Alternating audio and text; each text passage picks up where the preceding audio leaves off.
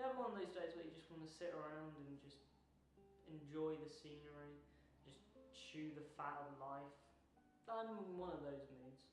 I just want to sit around, listen to music and read books. That's all I care about, and that's what I do. Sometimes when people feel that all they want to do is they want to go flip on TMZ and watch mindless garbage for a while, but you know, if you have to go to a snooty restaurant, at least order the most expensive food, is what I say.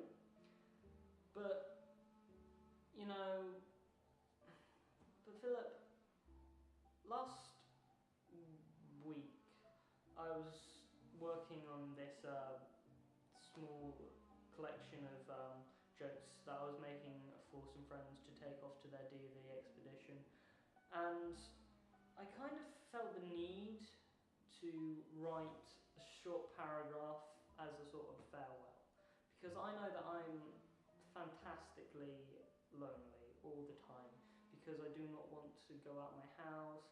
I find it hard to interact with people on the streets.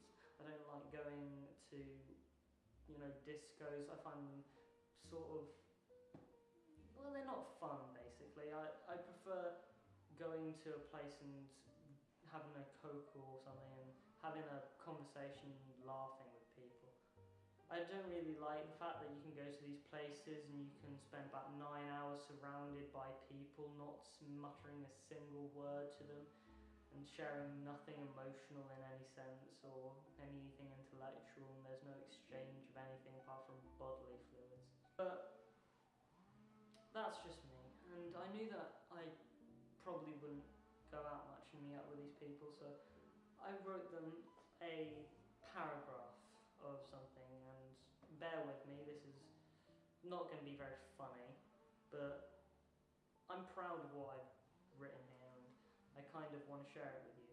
Philip, I'm going to read this word for word because I really don't want to paraphrase any of this, okay?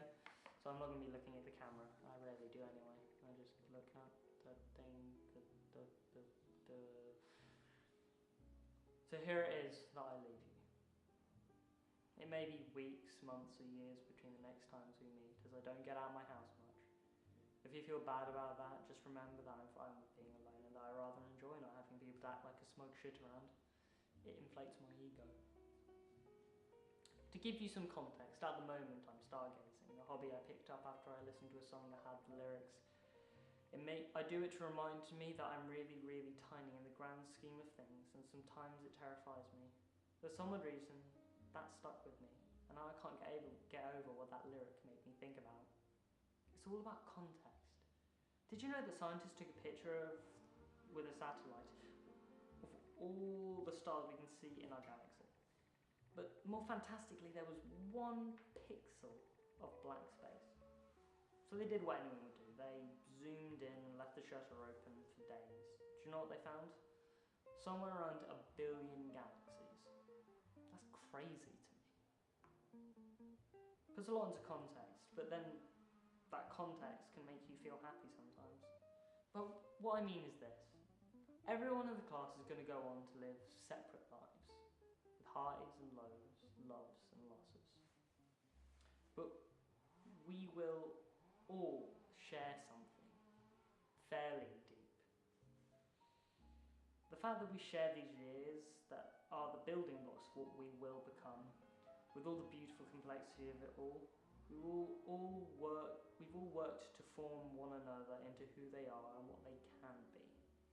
In a sense, we're like that blank space, the one period of time that when we look closely and for long enough, we can see something beautiful, complex, that puts a whole thing of identity into context. Always remember these 2 things.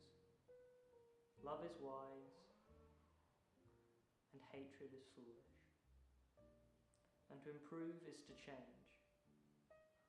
To be perfect is to change constantly. Here's a picture I took on that very night.